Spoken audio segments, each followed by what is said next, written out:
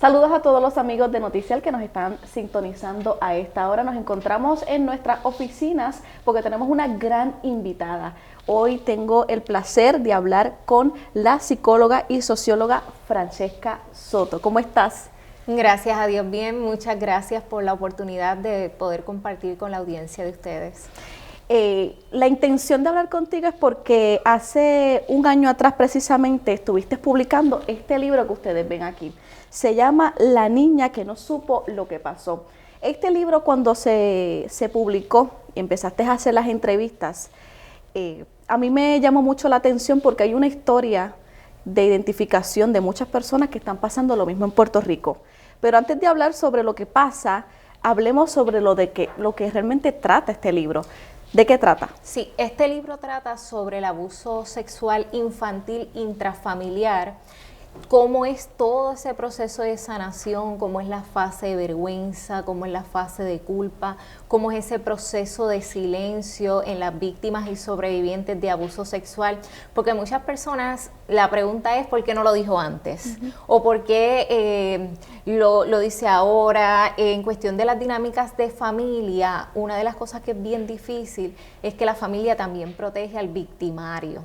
Claro. Entonces, pues a muchas sobrevivientes pues se les hace difícil pues denunciar, porque sienten, si lo digo, o mi papá va a ir preso, o este tío va a ir preso, este familiar, y entonces también están batallando con ese proceso interno de esa culpa o de qué acciones son las que vienen después, además ese proceso de vergüenza. Entonces, pues una de mis tareas, ¿verdad?, como profesional de la salud mental, era poder visibilizar este tema, porque una de las cosas, ¿verdad?, es tener las herramientas, las técnicas, el proceso de terapia, pero yo dije, si yo como profesional puedo ser voz, visibilizar desde el otro lado, desde la fase de ser víctima y sobreviviente, esto va a ser una gran aportación para las sobrevivientes de abuso sexual, para que se den la oportunidad de sanar, para que no se sientan como que son extrañas, que son raras, que esas son cosas que me llegan muchísimo a consulta. Entonces, gracias al libro, pues muchas personas ahora lo están hablando, que este tema que todavía sigue siendo tabú, lamentablemente, pues ya se le está dando más visibilidad y más normalización en el sentido de que las personas se atrevan a romper el silencio, que para mí eso es vital y bien importante para que no se dé el abuso sexual prolongado. Mencionaste que fuiste víctima. ¿Cuándo realmente rompiste entonces el silencio e identificaste que estabas teniendo un patrón de violencia? Pues en esos tiempos que estamos hablando, que eso fue más o menos para el 1995, ahí no había el tema como ahora. ¿Y tenías qué edad? Tenía 5 años, ahí uno no sabía lo que era abuso sexual. Y ahí lo que le explicaban a las niñas, y especialmente, ¿verdad?, al género femenino es, te tienes que sentar derecha, tienes que tener las piernas cruzaditas, no puedes dejar que nadie te toque. Pero no te daban la información de qué. Te decían, no te puedes dejar tocar de aquí para allá. Claro. Entonces, ¿qué pasa? Como no está la información completa, ¿qué es lo que piensa el menor? Si me tocaron, soy culpable, o me van a pegar, me van a dar, no lo puedo decir. Entonces, pues, la poca información que había en ese tiempo, pues, era un reto. Y todavía, lamentablemente, existe, porque muchas veces las partes del cuerpo no se les enseña por el nombre. Claro. Como tal, se le pone pronombre y eso también dificulta muchísimo de que un menor identifique estos abusos sexuales. Además, 5 años, pues todavía no se tiene la capacidad, aunque se hable bastante del tema, pues a lo que uno se va posicionando de que esto que me pasó es abuso sexual, pues toma tiempo. Una de las edades que yo intenté de hablarlo fue más o menos como a los 7 años con mi mamá, pero no me atreví. Porque cuando yo vi la reacción de ella como que se puso pálida, fría, pues yo ahí me silencié. Luego cuando lo hablé fue con mis tías, que se lo conté más o menos a la edad ya de 16 años y ahí comenzó otro reto. Porque 2 de ellas que sí se dieron cuenta que algo extraño había pasado, porque nos encontraron a mí y a mi hermanita en uno de los actos, que no lo vieron al 100% porque era de estas escaleras estilo T, y el agresor estaba sentado en los bajos de la escalera y mi hermanita estaba ahí, pero la visibilidad no era tanta. Yo estaba sentada en el escalón porque él me soltó a mí, se quedó con mi hermana. Cuando salieron mis tías, pero se dirigieron a nosotras. Él salió y se fue, normal, no se dirigieron a él, aunque, ¿verdad?, hubiese sospecha, pues no se dirigieron. Pues cuando yo lo comenté, una de ellas, pues no me creyó. Ahí la primera respuesta fue, le tienes manía al primo. Eso ella se lo está inventando porque ella no se lleva con el primo. ¿Y cuántos años tenía el primo? El primo, fíjate, él lo hizo ya en esa transición de la adolescencia. Okay. Que estadísticamente muchas personas, por los casos que se dan en televisión, pues piensan que son únicamente adultos. ¿Verdad? Que hay también una imagen social de que las personas se imaginan que un agresor es una persona de 40 años en adelante. Y lamentablemente, Pamela, si supieras que la mayoría de los casos y los que me llegan a consulta fueron entre adolescentes. Fueron en etapas de adolescentes porque realmente cuando comienzas tú a documentar, cuando tienes ¿verdad?, esas secciones de caso a caso que se abren, la mayoría son hermanos. También son padres y se dan una dinámica bien fuerte porque por lo general cuando son papás hay una dinámica también de lo que es violencia doméstica, donde mamá a veces ya lo sabe o hasta ve que están agrediendo a sus hijos, pero entonces tienen temor de que me van a matar a mí, van a matar a mis hijos. Es bien difícil cuando es intrafamiliar y es lo más que se da lamentablemente en Puerto Rico. Y cuando decimos intrafamiliar, esto incluye padrastros, padres, madres, porque también hay mamás agresoras, tías, tíos, primas, primos, hermanastros, o sea, toda la dinámica de que es ese núcleo, ¿verdad?, cercano, intrafamiliar. Inclusive ahí pudiera entrar lo que son esos amigos cercanos de familia, inclusive esos vecinos inmediatos. Francesca, en ese proceso, puedo decir que, me corriges, es un proceso donde además de mantener el silencio porque no me creen, también es que es familia, segunda parte, y tercero, empiezo a tener posiblemente procesos de autoestima baja, miedo y otras circunstancias que pueden repercutir a lo mejor socialmente o escolar. ¿Te pasó? Sí, aunque no está ahí, ¿verdad? Porque yo intenté del libro hacer como un resumen, porque si no quedarían muchísimas páginas. Yo recuerdo que en la adolescencia yo practicaba cómo verme fea para cuando yo saliera no pasar por abuso sexual. Oh, wow. Porque estaba esa presión de que si la joven está caminando en la calle o en el mall y la agreden, es posible, para ese tiempo estaba ese discurso, ay, ¿qué hace ella a tal hora sola? O ¿por qué tenía esa ropa tan provocativa? Y yo recuerdo que yo lo practicaba. Pero es un discurso que todavía continúa. Todavía se continúa. Y yo recuerdo que yo me ponía mousse en el pelo, lo echaba para el frente y hacía gestos de cómo practicar de verme fea en esa etapa. Y es algo que le ocurre muchísimo a las y los sobrevivientes de abuso sexual. Cuando tú comienzas a recopilar información, te dicen, yo no me baño para no oler bien, para no provocarlo. Comienza también otros trastornos, ¿verdad? Como de alimentación, ya sea bulimia o anorexia, porque piensan, si estoy bien delgada, no le voy a gustar, o si estoy bien obesa, no le voy a gustar. Entonces, luego que pasa el proceso donde familiares no te creen, cuando en definitiva, ¿qué edad dices, bueno, voy a romper el silencio, voy a decir lo que es y estoy bien segura que lo que pasó durante años es un abuso sexual? Sí, yo estaba esperando la conversación con mi hermana, primero. Y mi hermana cuando se abrió, wow, esto fue bien reciente, Pamela.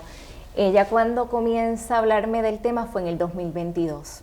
Y mi primera pregunta fue, la agresión que nos hizo nuestro primo, ¿fue únicamente la de la escalera? ¿Qué ocurrió ahí? Porque yo, ¿verdad?, me senté de espalda y la dejé a ella, ya lo que tenía era 4 añitos. Y cuando ella ya de adulta, para mí fue bien chocante, porque como se reprime, recuerda que los mecanismos de defensa se activan. En el caso de ella lo reprimió y entró como en una fase de negación, que para ella eso que había pasado no era abuso sexual. Cuando ella me dice lo que nos ocurrió a nosotras, ¿verdad que fue abuso sexual? Porque fue que en las noticias vi un caso similar como lo que nos ocurrió a nosotras. Yo tenía entre 29 a 30 años, estoy diciendo que esto fue reciente, ahora mismo tengo 35, y para mí fue bien chocante, porque yo decía, wow, mi hermana en todos estos años estuvo en un proceso de culpa, de silencio, con 20 y pico de años, pensando que eso no era abuso. Ella actualmente, ¿verdad?, está en una dinámica de pareja que yo digo que a veces no es sana, porque normalizó lo que claro. Es la, ¿verdad? Esto también es maltrato, el maltrato infantil, el abuso sexual, abuso emocional. Cuando ella me dice, no, a mí él siguió haciéndomelo por más tiempo, y yo le dije a mi hermana, ¿y por qué a mí no? Y entonces me chocó cuando ella me dijo a mí, es que tú eres más fuerte que yo soy más débil que tú. Eso para mí fue bien fuerte. Ahí se me activó un poco lo que es estrés postraumático. Pues gracias a Dios, pues como soy psicóloga, pues identifiqué los síntomas, pero aún así yo busqué, ¿verdad?, ayuda con un colega, porque yo reconocía que en ese momento pues yo tenía que sanar, ¿verdad?, esas heridas. Y fue un proceso bien doloroso, pero ella me dijo, yo le dije, ¿qué quieres hacer? ¿Qué quieres que hagamos? Me eduqué, busqué información de cómo era el proceso legal y dije, final de cuentas, a él no le va a pasar nada, es la realidad, porque como él era menor de edad, eso iba a ser un proceso de vista doloroso para mi hermana.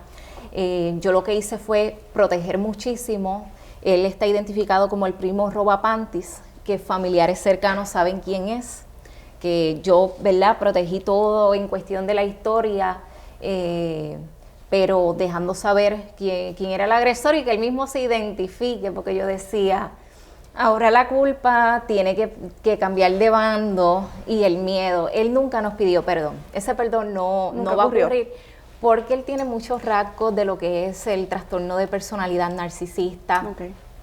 Él lamentablemente cuando niño, pues eso mismo, él robaba panties y era específicamente, ahora me enteré, esto fue reciente porque todavía uno sigue teniendo conversación con familiares, yo pensé que él robaba panties también de cualquier tipo de mujer.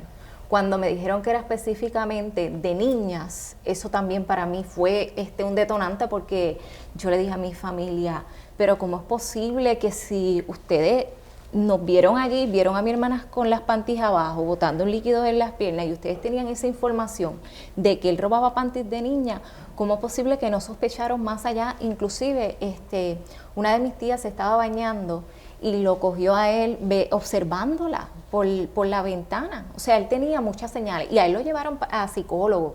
Lo que pasa es que para este tiempo y en cuestión de estos temas entre víctimas y victimarios, es un área que todavía en la psicología le hace falta, ¿verdad?, más entrenamiento. Yo misma lo vi en mi proceso de práctica, muchas cosas he tenido que aprenderla de forma autodidacta, por eso fue que hice el doctorado en estudios culturales, porque yo quería saber también porque estos temas todavía se siguen normalizando en otros países. Porque mientras estamos hablando aquí, hay niñas que el matrimonio es legal, niñas de 8 y 9 añitos que la están casando con adultos, y donde se normalizan otras casas, ¿verdad?, donde hay ventas para prostitución de estas menores en otras culturas, ¿verdad?, como en Camboya, que se da muchísimo. Y yo decía, no, esto es un tema que es global, y mientras sea global y todavía sea permitido, así sea en Arabia, todavía puede ocurrir en Puerto Rico. Y que sigue ocurriendo. Lamentablemente, ¿verdad?, hemos tenido demasiada información y ha salido en los medios sobre casos de niñas que han sido abusadas, otras que lamentablemente han muerto en el proceso del abuso. Y yo creo que es bien necesario, ¿verdad?, que sigan saliendo libros, documentación, información, para que otras víctimas a lo mejor se sientan identificadas y que en ese proceso a lo mejor puedan salir hacia adelante y puedan sanar, ¿verdad? Porque hay muchas maneras de, como usted mencionó, tu hermanita lo reprimió. En el caso que te pasó a ti es que entonces el proceso te hiciste una profesional, has sido autodidacta, has tratado de ayudar a otras personas, y eso también es un proceso de sanación. Me encantaría que me dijeras cómo ha ayudado este libro en el proceso, tanto para la consultoría de gente que ha llegado a tus manos para ayudar porque se han sentido identificadas. Wow. Han sido un montón de mensajes desde email, personas que me han pedido reunirse conmigo también fuera, para conversar sobre el libro y me han dicho, porque yo lo escribí también en tercera persona, segunda persona, aunque al final está esa voz inmediata, primera persona, que ahí el libro no es únicamente autobiográfico, de que una persona se siente que está leyendo una autobiografía de la persona que pasó por abuso sexual.